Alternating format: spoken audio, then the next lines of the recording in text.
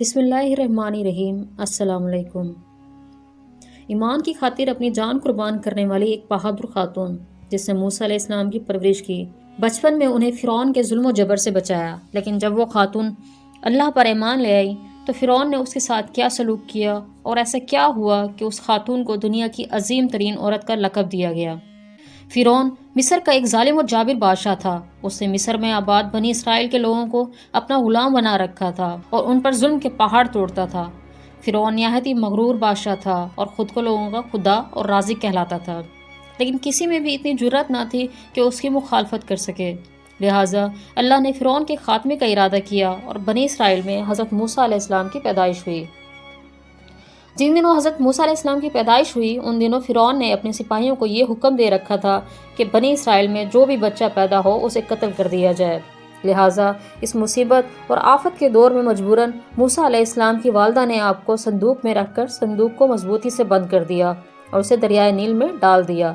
دریا سے نکل کر ایک نہر فرعون کے نیچے محل میں بہتی تھی۔ اللہ کی قدرت یہ ہوئی کہ وہ صندوق دریائے نیل سے بہتے ہوئے محل میں چلا گیا۔ اس وقت نہر کے کنارے فرعون کی بیوی حضرت آسیہ بیٹھ کے نہر کا نظارہ کر رہی تھی۔ آسیہ ایک خوبصورت اور نیک دل خاتون تھی جو کسی بیماری سے شدید تکلیف میں تھیں۔ فرعون نے اس کا بہت علاج کروایا مگر وہ ناکام رہا۔ کہتے ہیں کہ کاہنوں نے اسے بتایا تھا کہ اے فرعون، ہم پیش گوئی کرتے ہیں کہ اس محل میں دریا سے ایک آدمی تیرے محل میں داخل ہوگا۔ اگر اس کے منہ کی رال اس خاتون کے متاثرہ جسم پر مل دی جائے تو اسے شفا ہوگی۔ چنانچہ محل میں بہتے اس صندوق پر حضرت آسیہ کی نظر پڑی تو اس نے ملازمین کو اسے نکالنے کا حکم دیا۔ جب اس صندوق کو پانی سے نکالا گیا اور کھولا گیا تو ملکہ نے اس بچے کو دیکھا تو اسے یوں محسوس ہوا کہ ایک بجلی سے چمکی ہے جس نے اس کے دل کو منور کر دیا۔ آسیہ کے دل میں اس بچے کی محبت نے گھر بنا لیا۔ بچے کے لعاب دہن جیسے ہی آسیہ کے ہاتھوں پر پڑا انہیں شفا ہو گئی۔ فرعون کی بیوی کے بطن سے کوئی بچہ نہ تھا، وہ بے اولاد تھی۔ لہٰذا اس پاک دل خاتون کی ممتا جاگ اٹھی، اس نے موسیٰ علیہ السلام کو گود لے لیا۔ اس طرح اللہ کے حکم سے موسیٰ علیہ السلام کی پرورش فرعون کے محل میں ہوئی تھی۔ اس نے آپ علیہ السلام کے ہاتھوں سے ہلاک ہونا تھا۔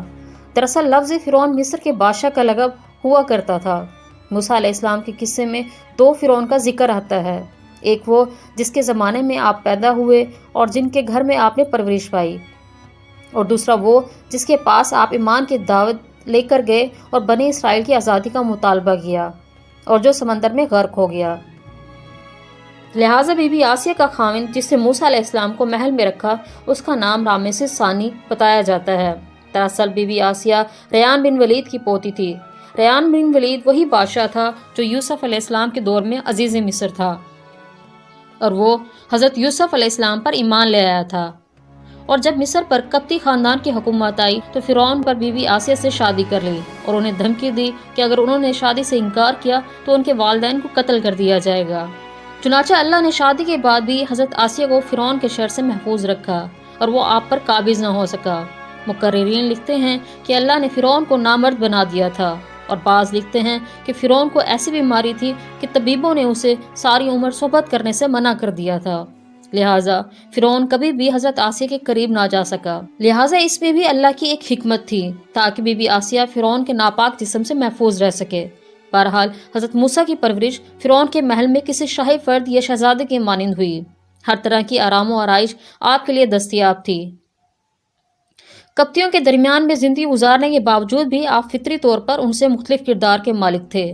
حضرت موسیٰ فرعون کے غرور و تکبر اور خدائی کے دعووں کو ناپسند کیا کرتے تھے اور ہمیشہ توحید کے مطابق واضح بات کیا کرتے تھے جو فرعون اور اس کے درباریوں کو ناگوار گزرتی تھی۔ اور بہت جلد وہ وقت بھی آ گیا جب اللہ نے حضرت موسیٰ علیہ السلام کو نبوت عطا کی۔ آپ فرعون کے دربار میں اسلام کی دعوت لے کر تشریف لے گئے۔ اس وقت فرعون کے مطالبے پر جادوگروں اور موسیٰ علیہ السلام کے درمیان جادو کا مقابلہ ہوا جس میں حضرت موسیٰ کی عصا حقیقی سانپ میں تبدیل ہو گئی اور جادوگروں پر حق واضح ہو گیا کہ وہ اللہ کے سچے رسول ہیں جنہیں ہماری ہدایت کے لیے بھیجا گیا ہے، جبکہ فرعون اپنے غرور اور انا پر قائم رہا اور موسیٰ علیہ السلام کی دعوت کا انکار کر دیا۔ اسی دربار میں بی بی آسیہ بھی موجود تھی، لہٰذا آپ نے جب یہ سنسنی خیز منظر دیکھا تو آپ کے دل میں حق کا نور چمک اٹھا اور موسیٰ علیہ السلام پر ایمان لے آئیں۔ بی بی آسیہ فرعون مصر کی بیوی اور ملکہ تھی۔ آپ کے پاس مال و دولت کی کثرت تھی، لیکن اس کے باوجود آپ غرور و تکبر کا شکار نہ تھی، بلکہ آپ کا دل غریبوں کی محبت سے سرشار اور ان پر شفقت اور مہربانی کے جذبے سے معمور تھا۔ آپ دل کھول کر ان پر صدقہ اور خیرات کیا کرتی تھیں، اسی لیے آپ کو ام المساکین یعنی مساکین کی ماں بھی کہا جاتا ہے۔ چونکہ بی بی آسیہ اپنے شوہر رامسس کے مظالم کو بھی خوب جانتی تھی، اس لیے اپنے ایمان کو ظاہر نہ کیا۔ آپ چھپ چھپا کر ایک اللہ کی عبادت کیا کرتی تھی اور اللہ سے دعا کیا کرتی تھی کہ اے اللہ مجھے فرعون اور اس کے عمل سے نجات دے، میں اس کی کفریہ حرکت سے بیزار ہوں۔ حضرت آسیہ خفیہ طور پر موسیٰ علیہ السلام کے اللہ کی عبادت کیا کرتی تھیں اور دعا اور استغفار میں مشغول رہا کرتی تھیں، یہاں تک کہ فرعون کو آپ کے ایمان لانے کی خبر ہو گئی۔ اس نے ایک دن اپنے درباریوں سے کہا، کیا تم لوگوں کو میری بیوی کی کچھ خبر ہے؟ تم لوگ اس کے متعلق کیا جانتے ہو؟ سب نے بی بی آسیہ کی بڑی تعریف کی اور ان کی بھلائیاں بیان کی۔ فرعون نے کہا کہ تمہیں نہیں معلوم کہ وہ میرے سوا دوسرے خدا کو مانتی ہے؟ لہٰذا فرعون نے حضرت آسیہ کو دربار میں بلایا اور ان سے دریافت کیا کہ تو کسے اپنا معبود مانتی ہے؟ حضرت آسیہ نے دلیری اور جذبہ ایمانی سے جواب دیا کہ میں موسیٰ کے رب کو اپنا رب مانتی ہوں، جو میرا، تیرا اور ہم سب کا خدا ہے۔ فرعون اس بے باک جواب پر غضبناک ہو گیا اور جلد پورے شہر میں اس بات کی شہرت ہو گئی کہ فرعون کی بیوی اور ملکہ نے فرعونی طور طریقے کو ٹھکراتے ہوئے دین موسیٰ قبول کر لیا۔ پہلے تو فرعون نے بی بی آسیہ کو سمجھا بجھا کر، ترغیب دلا کر اور ڈرا دھمکا کر موسیٰ علیہ السلام کے دین کو چھوڑنے کا کہا، لیکن جب اس نے حضرت آسیہ کے چٹان جیسے مضبوط ایمان اور جذبے کو دیکھا تو اس نے ظلم اور بربریت سے کام لینے کی ٹھان لی۔ فرعون نے اپنے اہلکاروں کو حکم دیا کہ آسیہ کو تپتے ہوئے ریگستان میں چھوڑ دو، لہٰذا آپ کو ریگستان کے تپتے ہوئے ریت پر چھوڑ دیا گیا۔ فرعون اس جگہ دورہ کیا کرتا اور کہتا، اب تو باز آ جا، اگر تو نے میری بات مان لی تو محل کی شاہی زندگی، آرام و آرائش تیری منتظر ہے۔ مگر حضرت آسیہ پر اس کا کوئی اثر نہ ہوا۔ آپ پر جنت کے اس لافانی محلات کا اثر تھا جو اللہ نے عطا کرنے کا وعدہ کیا تھا۔ جب فرعون نے حضرت آسیہ کی ثابت قدمی کو دیکھا تو اس نے آپ کو شہید کرنے کا فیصلہ کر لیا۔ اس نے اپنے سپاہیوں کو حکم دیا کہ بڑی سے بڑی چٹان کہیں سے اٹھا کر لاؤ اور آسیہ کو اس پر لٹاؤ اور وہ چٹان اس پر گرا دو۔ لہٰذا جب یہ لوگ پتھر لائے اور حضرت آسیہ کو لٹایا گیا تو آپ نے آسمان کی طرف نگاہ اٹھائی تو پروردگار نے حجاب ہٹا دیے اور جنت کو اور وہاں جو محل ان کے لیے بنایا گیا تھا اس کو انہوں نے اپنی آنکھوں سے دیکھا۔ آخرکار اس پتھر کو آپ پر گرا دیا گیا اور آپ کی روح پرواز کر گئی۔ حضرت آسیہ کے فضائل حدیث مبارکہ میں کچھ اس طرح سے آئے ہیں۔ آپ نے فرمایا، مردوں میں تو بہت سے درجہ کمال کو پہنچے، لیکن عورتوں میں سوائے فرعون کی بیوی آسیہ کے اور عیسیٰ کی والدہ مریم بنت عمران کی اور کوئی عورت درجہ کمال کو نہ پہنچی۔ اس طرح ایک اور روایت میں آتا ہے، آپ صلی اللہ علیہ وآلہ وسلم نے فرمایا، جنتی عورتوں میں سب سے افضل خدیجہ بنت فاطمہ بنت محمد، فرعون کی بیوی آسیہ بنت مزاحم اور عیسیٰ علیہ السلام کی والدہ مریم بنت عمران ہے۔ ایک روایت میں آتا ہے کہ بی بی آسیہ کا نکاح جنت میں حضرت محمد صلی اللہ علیہ وآلہ وسلم سے ہوگا۔ لہٰذا روایت ہے، رسول اللہ صلی اللہ علیہ وآلہ وسلم نے فرمایا، میرا نکاح مریم بنت عمران، موسیٰ کی بہن کلثوم اور فرعون کی بیوی آسیہ کے ساتھ ہوگا۔